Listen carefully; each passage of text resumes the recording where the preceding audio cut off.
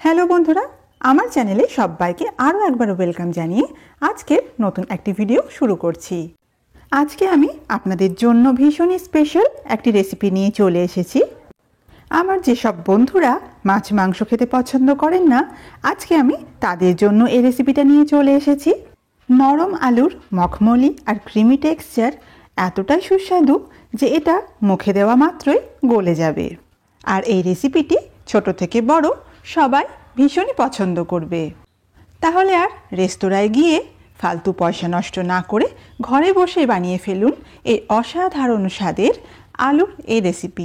তাহলে চলুন বন্ধুরা, আর কথা না বাড়িয়ে ঝটপট দেখে নিই আজকের রেসিপিটি। আজকে আমি শেয়ার করছি আপনাদের সাথে আলুর মখমলি কোরমার রেসিপি। এখানে নিয়ে নিয়েছি বেশ খানিকটা ছোট সাইজের আলু। এই আলুগুলোকে ভালো করে ধুয়ে পরিষ্কার করে নিয়ে অল্প জল দিয়ে সেদ্ধ করতে চাপিয়ে দিয়েছি। খানিকক্ষণ পর আলুটার ঢাকা খুলে দিয়ে একটা টুথপিকের সাহায্যে এভাবে ফুটো করে দেখে নিচ্ছি আলুটা কতটা সেদ্ধ হয়েছে। এখানে কিন্তু আলুটা একদম পুরোটাই সেদ্ধ হয়ে গলে যাবে না, একটু শক্ত শক্ত রেখেই কিন্তু আলুটাকে সেদ্ধ করতে হবে। এখন সেদ্ধ করে নেওয়া আলুগুলোর খোসা ছাড়িয়ে নিয়েছি।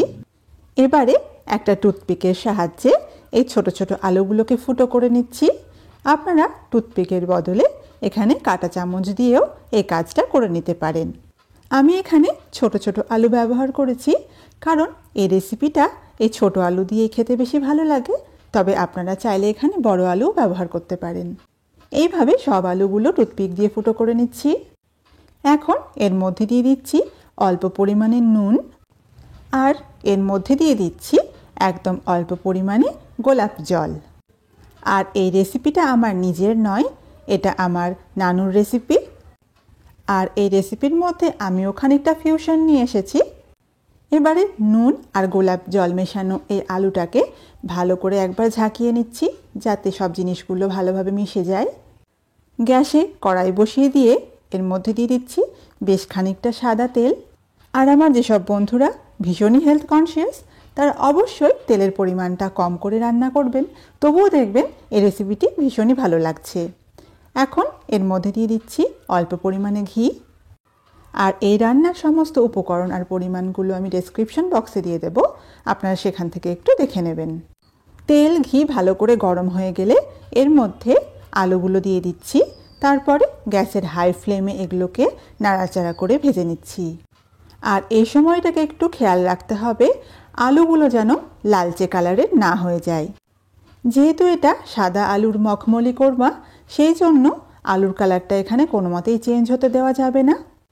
খুন্তির সাহায্যে যখন নাড়াচাড়া করবেন তখন দেখবেন আলুর গায়ে হালকা একটু রং ধরেছে, তখন এটাকে তেল থেকে তুলে নিতে হবে। এখানে কড়াইয়ের সাইডগুলোতে লাল রং ধরেছে ঠিকই, কিন্তু আলুর মধ্যে লাল রং ধরেনি। দেখুন, আপনাদের সেটাও দেখিয়ে দিচ্ছি। এইরকম যখন হয়ে যাবে আলুটা, তখন তেল থেকে ছেঁকে এগুলোকে তুলে নিতে হবে। কড়াইতে আরও খানিকটা সাদা তেল দিয়ে দিয়েছি। তেলটা গরম হলে এর মধ্যে দিয়ে দিচ্ছি কোচানো পেঁয়াজ, আদা, রসুন, কাঁচা লঙ্কা। তারপর গ্যাসের একদম কম আঁচে এটাকে 1 মিনিট ধরে নাড়াচাড়া করে নিচ্ছি। এই রান্নায় সাদা পেঁয়াজ দিলে বেশি ভালো হয়, তবে আপনাদের হাতের কাছে যে পেঁয়াজ থাকুক না কেন সেটাই দিয়ে দেবেন। এর মধ্যে এবারে অ্যাড করে দিলাম কিছুটা পরিমাণে কাজু। তারপরে আবারও সব জিনিসগুলো খুব ভালোভাবে মিশিয়ে নিচ্ছি। ভালোভাবে নাড়াচাড়া করে যখন দেখবেন পেঁয়াজটা অনেকটা স্বচ্ছ হয়ে গেছে, তখন এর মধ্যে দিয়ে দেব অল্প একটু জল।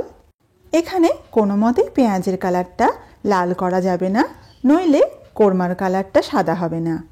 এবারে দেখুন পেঁয়াজের কালারটা অনেকটা স্বচ্ছ হয়ে গেছে।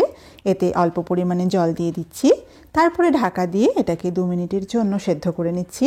গ্যাসের কম আঁচে 2 মিনিট ধরে সেদ্ধ করে নেওয়ার পর ঢাকা খুলে নিয়েছি। এটা এখানে সেদ্ধ হয়ে গেছে। এর মধ্যে যেহেতু জলটা একটু বেশি পরিমাণে রয়ে গেছে, সেই জন্য এটাকে একটু ঢাকা খোলা রেখে জলটা খানিকটা শুকিয়ে নিচ্ছি। তবে সব জলটাই শুকিয়ে ফেলবো না, যাতে এটা বাটতে সুবিধা হয় এরকম অবস্থাতেই জলটা রাখবো। আর এটা ঠান্ডা হয়ে গেলে ভালোভাবে মিক্সিতে দিয়ে বেটে নেব। একটা কাপের মধ্যে পাউডার দুধ দিয়ে তাতে হালকা গরম জল নিয়ে ভালো করে এটা গুলে নিচ্ছি। এবারে ওই একই কড়াইয়ের মধ্যে আবারও বেশ খানিকটা সাদা তেল দিয়ে দিচ্ছি 1 চা চামচ পরিমাণে ঘি।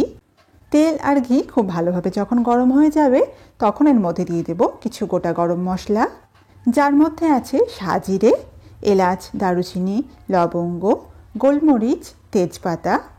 ফোড়নের থেকে যখন খুব ভালো গন্ধ বের হবে তখন এর মধ্যে আগে থেকে বেটে রাখা পেঁয়াজ, আদা, রসুন, কাজু বাদাম বাটাটা দিয়ে দেব। এখন এটাকে গ্যাসের মাঝারি আঁচে খুব ভালোভাবে কষিয়ে নিতে হবে। এটা খানিকক্ষণ ধরে কষালেই দেখবেন তেল ছেড়ে যাচ্ছে। এটা যখন আমার নানু ভাই বানাতেন তখন এর মধ্যে কাজু বাদাম দেওয়া হতো না, তখন তিনি কাজু বাদামের পরিবর্তে এখানে চিনেবাদাম দিতেন। এখন কাজু বাদাম আর পেঁয়াজটা খুব ভালোভাবে ফ্রাই করা হয়ে গেছে।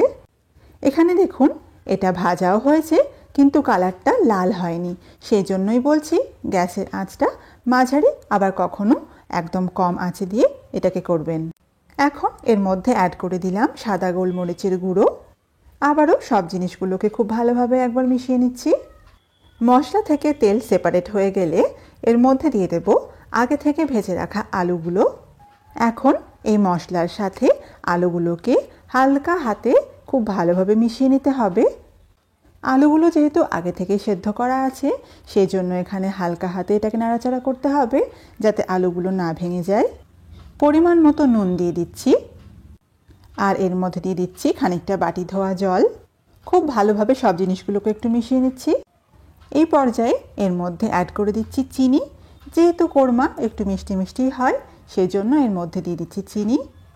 এখন এই আলুতে যেহেতু গ্রেভি দরকার সেই জন্য এর মধ্যে হালকা গরম জল মিশিয়ে দিলাম। সব জিনিস আবারও খুব ভালোভাবে একবার মিশিয়ে নিচ্ছি। এর সুগন্ধকে আরও একটু বাড়িয়ে তোলার জন্য এর মধ্যে দিয়ে দিচ্ছি খানিকটা কাসুরি মেথি। এবারে এটাকে গ্যাসের কম আঁচে ঢাকা দিয়ে 5 মিনিটের জন্য রেখে দিচ্ছি। ততক্ষণে একটা কাজ সেরে ফেলি। কিছুদিন আগে বং ইটস নামে একটি চ্যানেলে এই স্টেপটা করতে দেখলাম, তাই ভাবলাম আজকে আমিও এই রেসিপির মধ্যে এটাকে অ্যাড করি।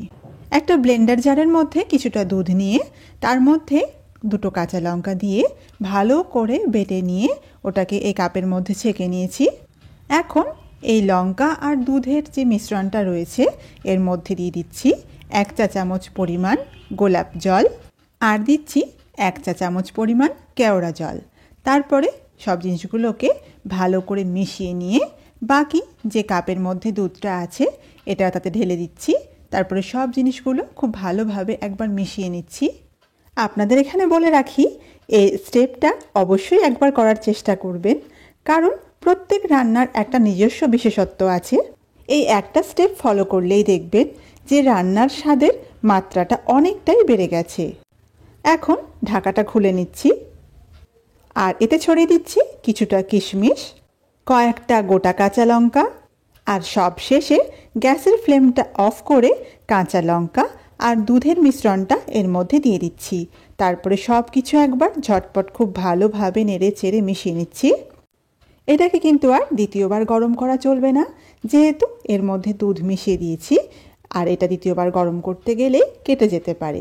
সেই জন্য চেষ্টা করবেন এটা রান্না হওয়ার খানিকক্ষণের মধ্যেই খেয়ে নিতে। রান্না তো কমপ্লিট, এটাকে খানিকক্ষণ ঢাকা দিয়ে স্ট্যান্ডিং টাইমে কিছুক্ষণ রেখে সার্ভ করে নিচ্ছি। তো বন্ধুরা, মখমলি সাদা আলুর কোরমা খাওয়ার জন্য একদম রেডি হয়ে গেছে। স্বর্গীয় স্বাদের অনুভূতি পেতে হলে অবশ্যই আপনাদের এই রেসিপিটি একবার হলেও ট্রাই করতে হবে। আর এটাও বলতে পারি এই রেসিপিটি যে কোনো বড় রেস্তোরাঁর ভালো ভালো কোরমার রেসিপিকে টেক্কা দিতে পারে। তাহলে বন্ধুরা, আমার আজকের এই টেস্টি ভিডিওটি ভালো লেগে থাকলে অবশ্যই লাইক, শেয়ার, কমেন্ট করতে ভুলবেন না। আর এখনও পর্যন্ত যেসব বন্ধুরা চ্যানেলটিকে সাবস্ক্রাইব করেনি তারা অবশ্যই চ্যানেলটিকে সাবস্ক্রাইব করে পাশে থাকা বেল আইকনে ক্লিক করতে একদম ভুলবেন না। আজকের মতো এখানেই বিদায় নিচ্ছি বন্ধুরা। সবাই খুব ভালো থাকবেন এবং সুস্থ থাকবেন।